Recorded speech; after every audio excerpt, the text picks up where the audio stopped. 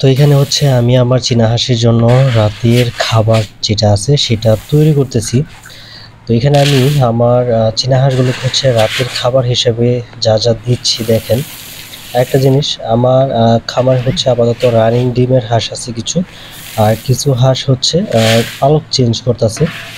তো এদেরকে হচ্ছে আমি সেম খাবারটা দিয়ে থাকি। দেখেন এখানে হচ্ছে আপাতত ধান নিচ্ছি আমি আমার চীনা হাঁসের জন্য।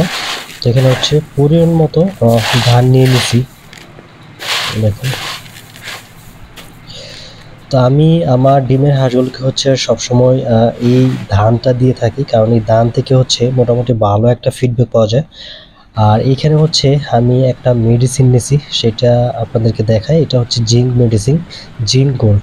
যদিও এটা এরকম ভালো কাজ করে না, কিন্তু মোটামুটি এদের থেকে আসলে ফিডব্যাকটা পাওয়া যায়। তো এখানে হচ্ছে আমি জিঙ্কটা নিচ্ছি। আল্লাহ পড়ে গেছে। তো জিঙ্কটা আমি এখান থেকে হচ্ছে জিঙ্কটা আমার পরিমাণ মতো আমি নিয়ে নিতেছি। আর আরেকটা জিনিস, অনেকে হয়তো আমাকে বলবেন যে আলিফ ভাই 1 লিটারে 1 গ্রাম মানে 1 মিলি জিঙ্ক, তাহলে সেক্ষেত্রে হচ্ছে আপনি এত বেশি নিচ্ছেন কেন? আসলে এখানে হচ্ছে আমার চীনা হাঁসগুলো হচ্ছে বড়, আর অনেক বেশি পরিমাণে হচ্ছে চীনা হাঁস, যার কারণে হচ্ছে আমি আমার প্রয়োজন মতো নিচ্ছি। তো আপনারা অবশ্যই এখান থেকে হচ্ছে সর্বোচ্চ জিঙ্কটা ব্যবহার করতে পারেন হচ্ছে 1 ml থেকে 2 ml, মানে 2 ml ব্যবহার করবেন। সেক্ষেত্রে হচ্ছে যদি বড় হাঁস থাকে, বাচ্চার ক্ষেত্রে হচ্ছে আপনারা কম ব্যবহার করবেন। আর হচ্ছে এটা অনেকটা সাইজের উপর ডিপেন্ড করে। যাই হোক, এখানে জিঙ্কটা দেওয়ার কারণ হচ্ছে আমার এখানে যেহেতু পালক চেঞ্জ করার মতো কিছু হাঁস আছে, যেগুলো হচ্ছে পালক চেঞ্জ করতেছে, এই জন্য হচ্ছে জিঙ্ক দিছি। আর এখানে হচ্ছে কিছু লবণ নিতেছি।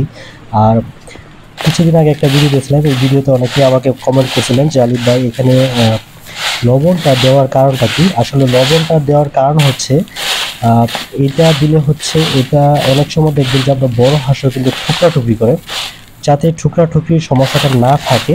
আর আরেকটা জিনিস হচ্ছে খাবারটা যাতে টেস্ট হয়, খাবারটা যাতে নষ্ট না করে, এই জন্য হচ্ছে আমি এই খাবার সাথে হচ্ছে সবসময় এই লবণটা মিক্স করে আমি আমার চীনা হাঁসগুলোকে দিয়ে থাকি।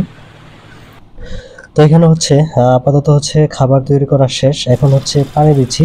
তো এখান থেকে হচ্ছে পরিমাণ মতো এদেরকে পানি দিতে হবে। দেখেন, তো প্রথম দিচ্ছি হচ্ছে ধানের সাথে হচ্ছে পরিমাণ মতো হচ্ছে জিঙ্ক দিলাম। জিঙ্কের পর হচ্ছে লবণ দেওয়া হয়েছে। তো যাই হোক, খাবার তৈরি করার পর এখন হচ্ছে আমি আমার চীনা হাঁসগুলোকে খাবারটা দিয়ে দিছি।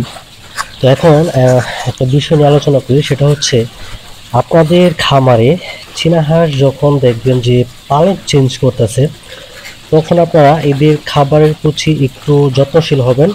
কারণ এদেরকে যদি নর্মাল খাবার দেন, সেক্ষেত্রে হচ্ছে ডিম পেতে একটু ব্যাক পোহাতে হবে আপনাকে।